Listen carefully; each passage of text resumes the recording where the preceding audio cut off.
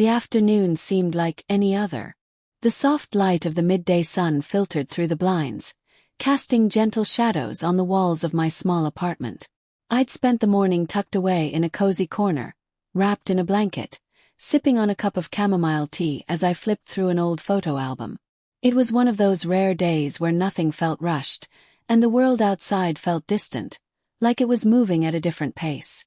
The rain began to fall around 2 o'clock, a slow, steady drizzle that eventually grew into a heavy downpour. I listened to the sound of the rain hitting the window, the rhythm almost hypnotic. It wasn't much of a storm, just the kind of rain that makes everything feel a little quieter, a little softer. The phone broke the silence, its sharp ring cutting through the peaceful atmosphere. I wasn't expecting any calls, so I hesitated before picking it up. Maybe it was an old friend, or perhaps another one of those automated calls that I had learned to ignore. But there was something different about the ring. It didn't sound the same as the usual robocalls I often received. I glanced at the caller ID. Unknown. That's odd, I thought. I had no intention of answering it, but something about it nagged at me. Maybe it was curiosity or just the odd feeling that I couldn't shake off. After a brief pause, I answered it, feeling a strange tension in my chest. "Hello?" I asked, my voice barely above a whisper, as if speaking too loudly would shatter the fragile calm that had filled the room. The voice on the other end was composed, professional, yet there was an undercurrent of something more. Urgency, perhaps? I couldn't quite place it. "Hello, is this Mrs. Emma Wills?" The voice inquired, clear and firm. "Yes, this is she," I responded, sitting up straighter in my chair. Something about the way she said my name made me feel immediately alert, like the simple act of her knowing who I was had added a layer of importance to the conversation. "This is Ms. Roberts, from Anderson and Company law firm. I'm calling regarding a matter of great importance to your family. It concerns a recent development involving your late grandfather's estate." My pulse quickened. My grandfather. Estate. The words didn't quite match up with the reality I knew. My family had always been modest, ordinary, and certainly not wealthy enough to have any estates or complicated financial matters tied to our name. There were no mansions, no hidden treasure chests of gold, just a small, quiet life. So why would I be hearing about an estate? "Pardon me?" I asked, my voice shaky despite my attempt to stay calm. "I'm not sure I understand. My grandfather, he passed away years ago. There was nothing left after he passed. No estate." There was a brief silence on the other end, and I could almost feel her weighing her words before she spoke again.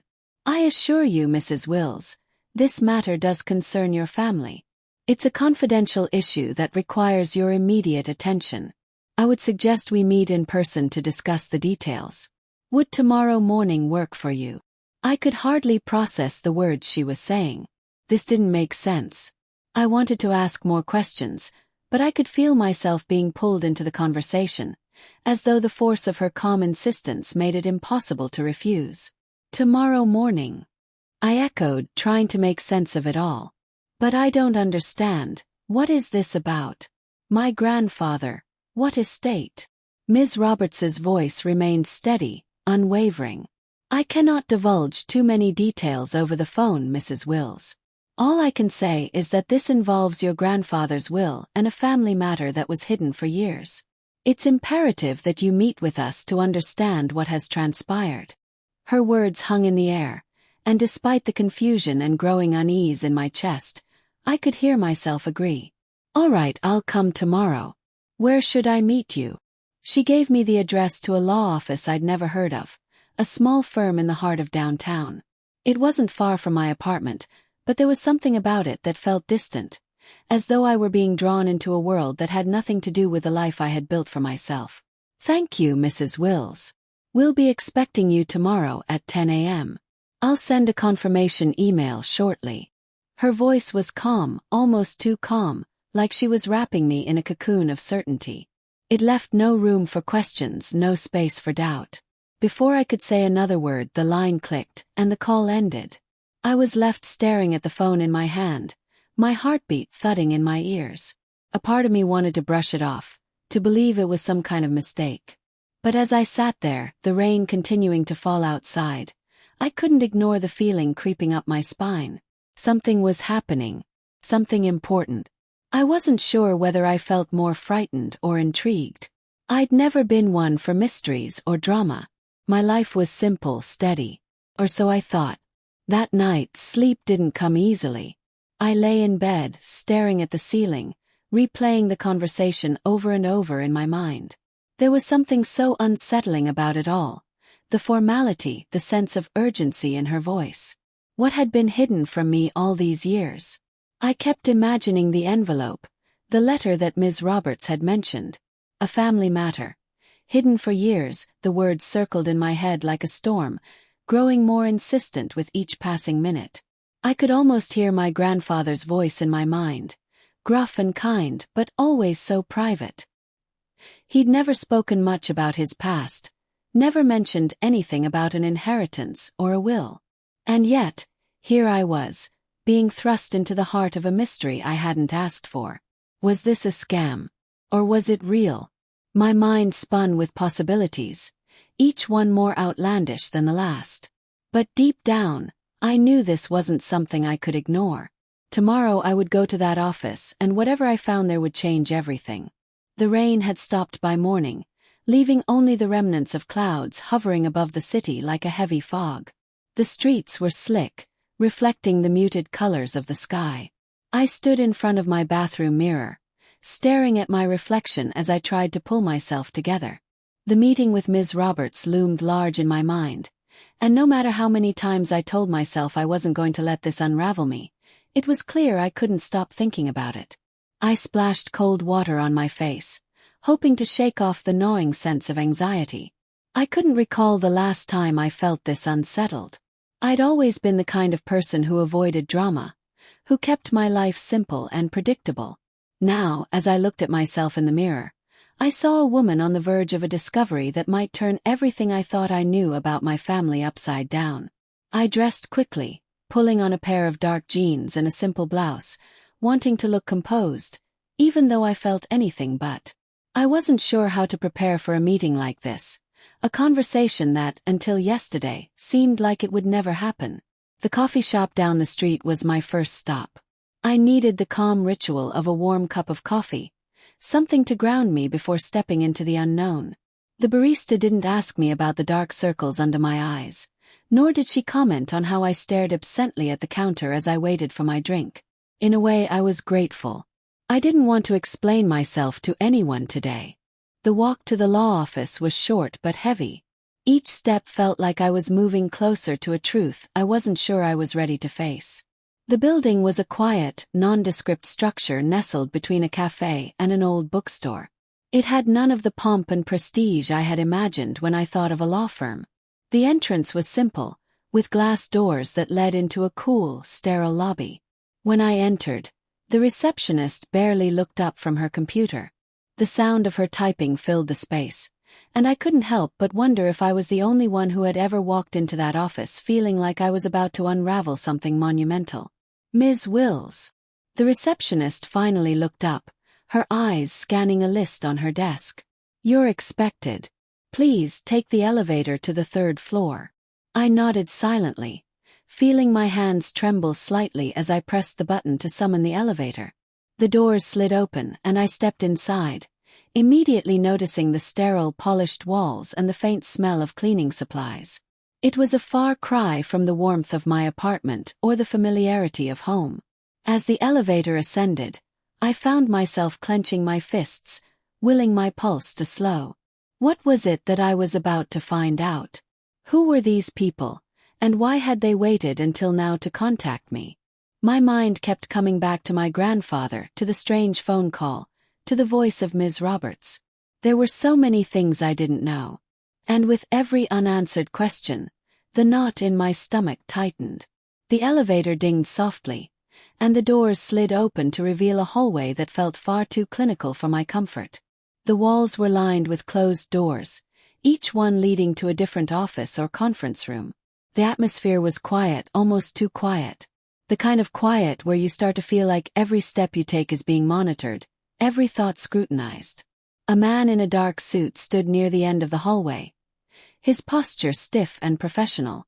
As soon as I stepped out of the elevator, his eyes met mine, and he gave a small, polite nod. "You must be Mrs. Wills," he said, his voice low but warm. "Ms. Roberts is expecting you." I nodded back, feeling suddenly small under his gaze. "Yes, that's me." He gestured toward a door at the end of the hallway. "Right this way. Please make yourself comfortable." Inside, the room was spacious but not overwhelming. A large wooden desk sat in the center of the room, and behind it was Ms. Roberts, just as poised and collected as she had been on the phone. She rose from her chair as I entered, her smile polite but distant. The man in the suit moved toward a chair by the window, taking a seat without another word. "Mrs. Wills, thank you for coming," Ms. Roberts said, her tone professional but with a hint of warmth. "Please have a seat." I hesitated for a moment before sitting across from her. My mind was still reeling, and every part of me wanted to rush through this meeting, to understand why I was here, why my grandfather's estate was suddenly of such importance. "You're probably wondering why I asked you to come in person," Ms. Roberts continued, her voice calm but firm. "The matter we need to discuss is delicate, and it requires your attention. I know this is all very sudden, but please bear with me." I nodded, my heart pounding in my chest. I didn't know how much more I could take of this slow, agonizing build-up. My mind kept racing, the puzzle pieces not yet fitting together. Ms. Roberts placed a thick manila envelope on the desk between us, sliding it toward me with deliberate care. "This," she said, "contains the details of your grandfather's will. There are some things in here that I believe you need to know, things that were kept hidden for reasons we will discuss shortly." I stared at the envelope, my fingers twitching as I resisted the urge to rip it open immediately. There was something about the way she said, "things that were kept hidden," that made me freeze. This wasn't just about money. This wasn't just about an inheritance. This was something deeper, something my family had kept from me. "The inheritance," I said softly, my voice barely a whisper. "What is it exactly?" Ms. Roberts took a moment before answering, her eyes meeting mine with a calm understanding. "Your grandfather left behind more than just property, Mrs. Wills. He left behind a legacy, a secret that's been kept for decades. You've heard of the family history, of course, but there's more to it. Much more." Her words hung in the air, heavy with implication, and for a moment, I didn't know if I should feel relieved or terrified. I opened the envelope, my hands shaking as the first piece of the puzzle was revealed. I sat in the sterile conference room, the envelope open before me, my fingers tracing the edges of the pages inside. My mind was a swirling vortex, a mix of disbelief and curiosity, as I tried to make sense of the weight of the words on the page. I had been handed something I wasn't ready for, something that was slowly unspooling a truth I wasn't sure I was prepared to accept. Ms. Roberts sat across from me, her hands folded neatly on the desk, her face betraying little emotion. She was patient, waiting for me to digest the magnitude of what had just been revealed. I could feel the weight of her gaze, steady and calm, as though she had seen this reaction many times before. My eyes scanned the document again, the words blurring in front of me as my brain scrambled to process. It was official. My grandfather had left behind a fortune, but it wasn't just money or property. There were names listed, names I didn't recognize, and addresses in places I had never been. My hands trembled as I turned the pages, each one revealing more questions than answers. "I know this is overwhelming," Ms. Roberts said, breaking the silence, her voice gentle yet firm. "But I want to assure you, you're not alone in this. We'll go through everything step by step." I barely heard her. My focus was entirely on the documents. There was something buried in these pages, something that felt like a doorway to a past that had been deliberately hidden from me. A secret that had festered in silence for too long. I lifted my eyes from the papers and finally spoke, my voice low, almost hesitant. "Who are these people? These names? I don't recognize any of them." Ms. Roberts took a deep breath, her expression softening as she shifted in her seat. Your grandfather had a complicated history, Mrs. Wills. The truth is, he wasn't the man you thought he was. Her words hit me like a jolt of electricity. I wasn't sure if I was prepared to hear what she was about to say, but the urgency in her voice told me I couldn't avoid it. What do you mean by that? I asked, my throat tight with a growing unease. She paused for a long moment, and I could see her carefully choosing her words. Your grandfather had a family before he married your grandmother. A family he kept hidden from you and your mother. He had a wife and they had children together. It wasn't something he ever spoke about. I blinked, struggling to comprehend her words. Family. Before my grandmother. I couldn't wrap my mind around it. How could he have kept something so monumental from us? The children. I trailed off, my voice trembling. Do you mean siblings? Ms. Roberts nodded solemnly. Yes, half-siblings to be precise.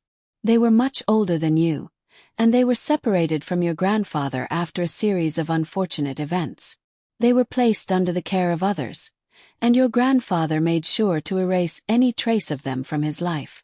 But now it's all coming to light. He made provisions for them in his will, provisions that you need to consider very carefully. I felt my stomach twist into knots. The shock of it was too much to bear.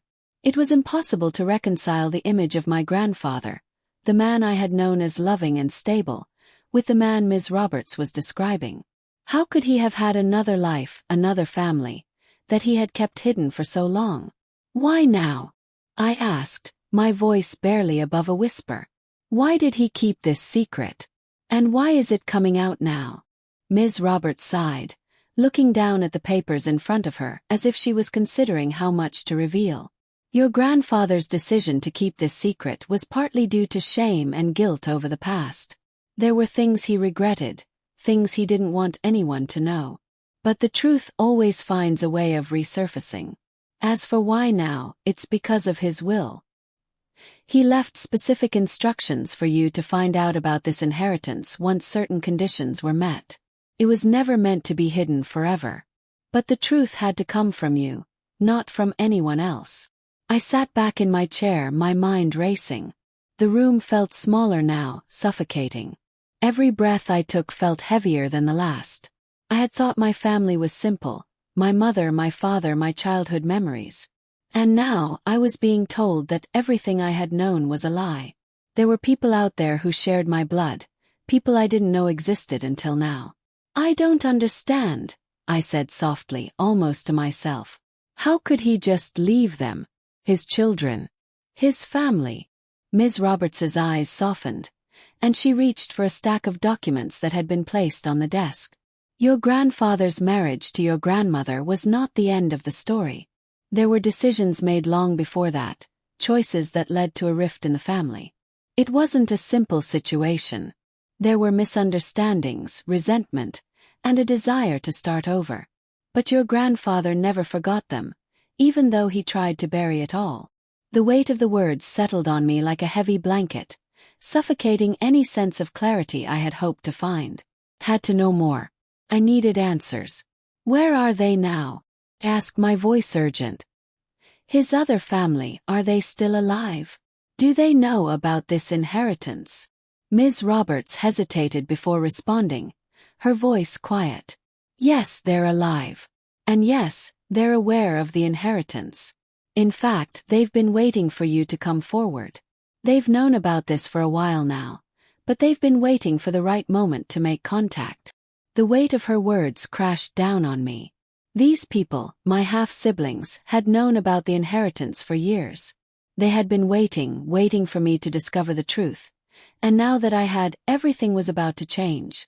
I could feel the ground shifting beneath me, and suddenly, the room felt too small to contain all the emotions that were swirling inside me. I wanted answers. I needed to understand. The feeling of betrayal, of anger, started to rise within me. How had they been able to keep this secret from me, from my mother? For so long we had been kept in the dark, and now we were being forced to confront a past that seemed impossible to comprehend. Ms. Roberts reached into her drawer and pulled out a second envelope. There's one more thing, she said, her voice steady. This document contains information on how to reach them. It's up to you how you proceed from here. I took the envelope from her with trembling hands, the weight of it both a promise and a burden. The journey was far from over, and I wasn't sure if I was ready for the road ahead. But one thing was certain: nothing would ever be the same again. The weight of the envelope in my hands was almost unbearable. I couldn't bring myself to open it right away. The feeling of uncertainty, of standing on the precipice of something so life-altering, made my stomach churn. The truth was out there, just beyond my reach, but I wasn't sure I was ready for it. I had always prided myself on being someone who could face challenges head-on, but this was different. This wasn't just about money or property. It was about the very foundation of my family, my identity. I placed the envelope down on the table in front of me, my hands trembling slightly. I had spent the past few days agonizing over every detail Ms. Roberts had shared, replaying her words over and over in my mind. The idea of having half-siblings, people who shared my blood but who were complete strangers, was almost too much to process. And the inheritance. It wasn't just a small sum of money. It was everything. Houses, investments, businesses.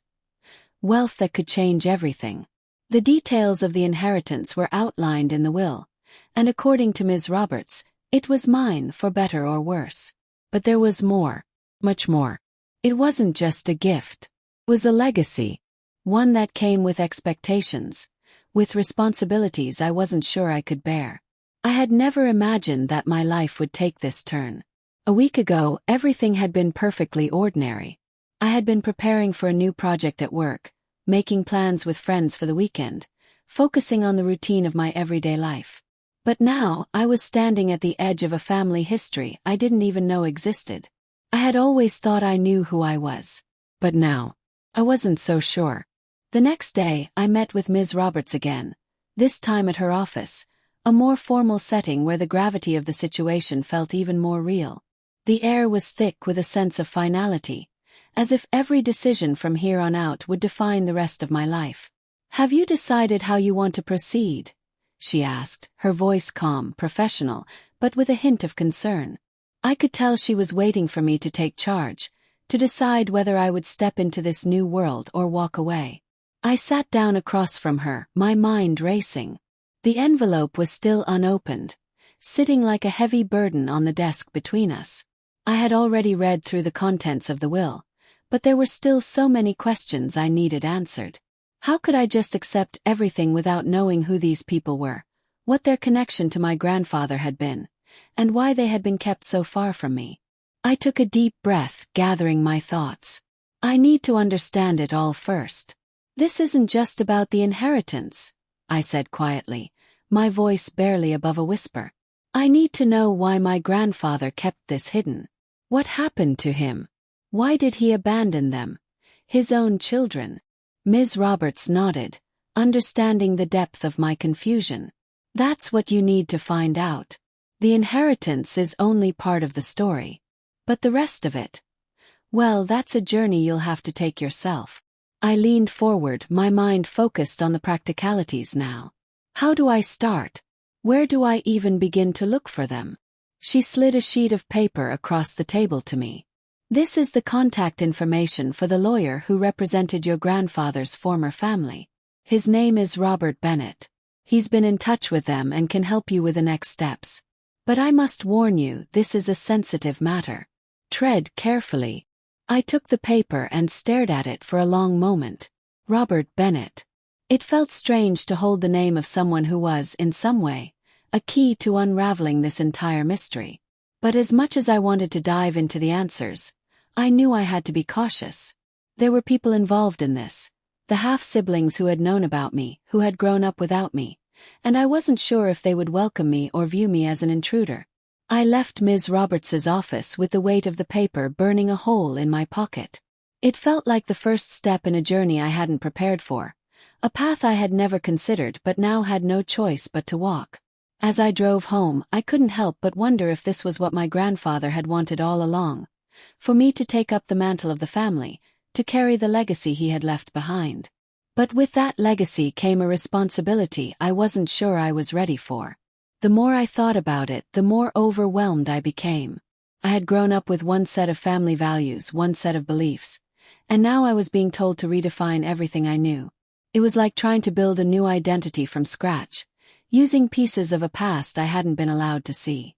That night, I sat alone in my living room, the silence of the house pressing down on me. I took out my phone and stared at the contact information for Robert Bennett. Had to call him. I had to find out more to make sense of this fragmented family history that was now mine to piece together. But I wasn't sure if I was ready for the conversation that awaited me on the other end. I paced back and forth in the living room, my phone clutched in my hand, unable to make the call. I wasn't sure what I was afraid of.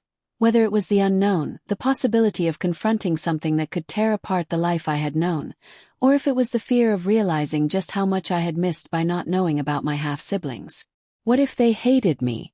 What if they saw me as a threat to the inheritance they believed was theirs by right? But as the minutes ticked by, I knew I couldn't avoid it forever. I couldn't stay in limbo, stuck between the past and the present. The next step in this journey was inevitable. Taking a deep breath, I dialed the number. The phone call with Robert Bennett wasn't nearly as intimidating as I'd feared, but that didn't mean it was easy. I had no idea how to navigate this conversation, no idea what I was stepping into. I knew I had to move forward to face the truth, but the weight of everything that had happened in the past few days felt like it was pressing in on me, making it difficult to breathe. After I dialed the number, it only rang twice before a calm, measured voice answered on the other end. "Hello, this is Robert Bennett. How can I help you?" There was a professionalism in his tone that gave me a sense of reassurance, but it was laced with something else, something I couldn't quite place. Maybe it was sympathy, or perhaps he had dealt with people like me before. People who had come to terms with the idea of a family that was both familiar and yet utterly unknown. I swallowed hard. "Hello, Mr. Bennett. My name is Alice Sullivan. I'm calling about the inheritance that's been left to me by my grandfather, Thomas Sullivan." My voice trembled just slightly as I said his name. For years, I had known of him only through the stories my mother told. Stories of a wealthy, successful businessman who had built an empire but was distant and emotionally unavailable. Robert Bennett's voice softened. "I see. Alice, I understand this is a difficult situation for you, but I assure you you're not alone in this. Your grandfather's legacy is important to a lot of people, and I've been working with your family to make sure everything is handled properly." I nodded, even though I knew he couldn't see me. "I don't really know where to start," I admitted, feeling vulnerable in a way I hadn't expected. "There's so much I don't understand. About him, about his family, about the inheritance itself." He paused for a moment, and I could hear him flipping through papers on his end of the line. "I understand. The inheritance includes assets that were divided among several beneficiaries, and there are legal stipulations you'll need to be aware of. But more than that, there's the matter of the family, your grandfather's past, and how that shapes the future of this estate." The mention of the estate brought me back to reality, back to the legacy I had inherited. It wasn't just about money. It was about an entire history, one that had been kept hidden from me for reasons I still didn't fully comprehend. "Can you tell me more about my grandfather's family?" I asked, my curiosity now getting the better of me. "About my half-siblings. I don't know anything about them." There was a long pause, as if Robert Bennett was weighing his words carefully. "Your grandfather's second family. Well, it's complicated," he began slowly. "He was married once before your grandmother, and during that marriage, he had 2 children. They were both quite young when their parents separated, and there was some tension surrounding that time in his life. Your grandfather didn't exactly keep in touch with them after the divorce, but he did maintain some level of support, though it was kept private." My heart raced. I had always imagined my family was small, isolated, and relatively simple. But now I was being told that everything I had known was a lie. My grandfather had been married before, had children who were older than me, and had kept them a secret from the family I had grown up with. Robert continued. "After your grandfather's passing, the remaining heirs, your half-siblings, came forward. They were entitled to a portion of the estate, and so we're now in the process of finalizing everything. Where are they? I asked almost instinctively. How can I meet them? You'll be hearing from them soon enough, Robert replied, his voice holding an air of finality. They've expressed interest in connecting with you, but be prepared for emotional reactions. Not everyone in the family is thrilled to learn of this revelation. Your cousins, for example, may not understand your presence in the picture. There's a lot of history there that hasn't been shared. I nodded again, my mind spinning. It was one thing to learn about a half-sibling here and there. But multiple siblings. People who had been around for years, who had grown up with a version of the family that was entirely different from mine. I wasn't sure how I was going to handle that. Thank you, Mr. Bennet, I said, my voice softer now. I'm not sure what the next step is, but I guess I'll have to meet them eventually. You will, he confirmed, his tone gentler now. But take your time. It's important to process all of this. The family is still adjusting, and I imagine you are too. The call ended soon after, and I was left in silence. I sat on the edge of my bed, holding my phone in my hands, my mind reeling. The reality of everything that had just been said was sinking in slowly, and I felt overwhelmed. It wasn't just the inheritance anymore. It was the entire idea of family, how I thought I understood it and how, in a matter of days, it had turned upside down. There were people out there, my own flesh and blood, who I didn't even know existed until now. And the weight of that realization was suffocating. I leaned back against the headboard, closing my eyes, and tried to focus on my breathing. I needed clarity. I needed to make sense of it all. And most importantly, I needed to decide what kind of relationship I wanted to have with these strangers, these new family members. Was I supposed to embrace them? Or was I meant to stay distant, keep the family ties from growing too tight? The thought of meeting them terrified me. What if they didn't like me? What if they saw me as nothing more than someone who had swooped in to claim a part of their inheritance? The idea of facing that judgment made my stomach twist in knots. I knew I couldn't keep avoiding it, though. I had to confront the past, just as Robert Bennet had said. The inheritance wasn't just about what was left behind. It was about understanding who my family had been and why the secrets had been kept hidden for so long. It wasn't going to be easy, but I didn't have much of a choice. This was my legacy now, and I had to face it. The weeks that followed the phone call with Robert Bennet felt like a blur. There were moments when everything seemed surreal, like I was floating outside of my own life, trying to make sense of a world that no longer felt like my own. Every day felt like a battle, struggling to keep up with the paperwork, meeting new people I wasn't prepared to face, and trying to piece together the fractured history of a family I didn't know. The first meeting with my half-siblings was arranged by Robert Bennet, who suggested we meet at his office to ensure everything went smoothly. He emphasized that the family dynamics were complicated, and he wanted to act as a neutral party, guiding us through the emotional terrain. When I walked into the office that morning, I felt my heart race in my chest. There, sitting at the conference table, were two people who looked so much like me that it took my breath away. Both of them were in their late 30s, much older than I was, but there was something about their eyes, their jawlines, and the way they carried themselves that made it impossible to deny we shared the same blood. Alice, one of them, Catherine, said in a low, measured voice. It's strange meeting you. I always wondered if there were other siblings out there. I stood there for a moment, uncertain of how to respond. Catherine's voice wasn't unkind, but it carried a weight of experience that made me feel like a child who was trying to catch up to a lifetime of memories I wasn't a part of. We were never told about you, the other one, Aaron, added. His arms crossed over his chest. His tone wasn't hostile, but there was a coolness to it. A sort of reserved distance that made it clear I was an outsider in this family. I didn't know about any of you either, I replied quietly. This has been a shock for me too. Catherine smiled faintly, her gaze softening just a little. We understand. I can't imagine what it must be like for you to suddenly find out about us. But this family. It's always been complicated. The conversation was slow to start. The awkwardness was thick, and for the first time I understood how deeply silence could cut. We all knew why we were there, because of an inheritance, but the deeper reason was something we were all afraid to admit, a desire to understand the past, to fill in the gaps in our lives. We talked for hours that day, and the more I learned about Catherine and Aaron, the more I saw how different their lives had been compared to mine. They had grown up knowing about their father's wealth, knowing the legacy he had built, even if they didn't have a close relationship with him. They spoke of their mother's silence and their own struggles to reconcile their father's absence in their lives. And then there was me, someone who had lived a quiet life, a simple life, not even knowing there were people out there who shared my blood, people who had their own stories, their own pain, their own history. But as we shared our stories, the awkwardness started to fade. Slowly, we began to find common ground. They spoke of the tension between their parents and my grandfather.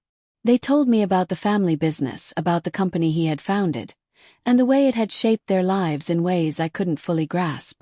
I listened intently, learning more about this man I had never truly known, and the family that had once been a mystery to me.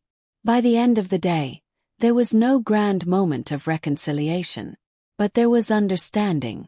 There was something real in the air now, something that made me feel less alone, less like an outsider. It wasn't perfect, and it wasn't easy, but it was a start. I had taken the first step into a new family, and they had, in their own way, taken the first step toward accepting me. The weeks that followed the meeting were filled with practical matters, legal discussions, finalizing the inheritance, and navigating the intricacies of family agreements. The money and assets were important, yes, but the real weight of the inheritance came in the form of the emotional burden it placed on us all. How would we all adjust to this new reality? What would the future look like for us? I spent countless hours reflecting on everything that had happened. I began to understand how my grandfather's decisions had shaped the course of my life, and how the decisions I made moving forward would shape the lives of those around me. It wasn't just about accepting an inheritance, it was about embracing a legacy, and deciding what I wanted that legacy to mean. Eventually, I made the decision to accept the inheritance, but not in the way I had initially expected. I didn't want the wealth to define me or my relationships with my new family members. Instead, I wanted to use it as a way to create something meaningful, something that could bridge the gaps that had existed for so long. I decided to invest in a foundation that would help support causes I deeply cared about: education, mental health, and the arts, giving back in ways that honored both my grandfather's legacy and my own vision for the future. There was still tension in the family, of course. But with time, and through a lot of difficult conversations, I found a place where I could be both part of this family and yet still maintain my own sense of identity. I was no longer just a granddaughter or a stranger suddenly thrust into their world. I was something else, a woman who had come to understand her own history, who had learned to forgive, to accept, and, most importantly, to move forward. In the end, the inheritance didn't just change my life. It changed how I saw family, how I saw legacy, and how I saw myself. It was a reminder that the past, no matter how buried or complicated, could always resurface. And when it did, it was up to us to decide what to do with it. I chose to make it my own.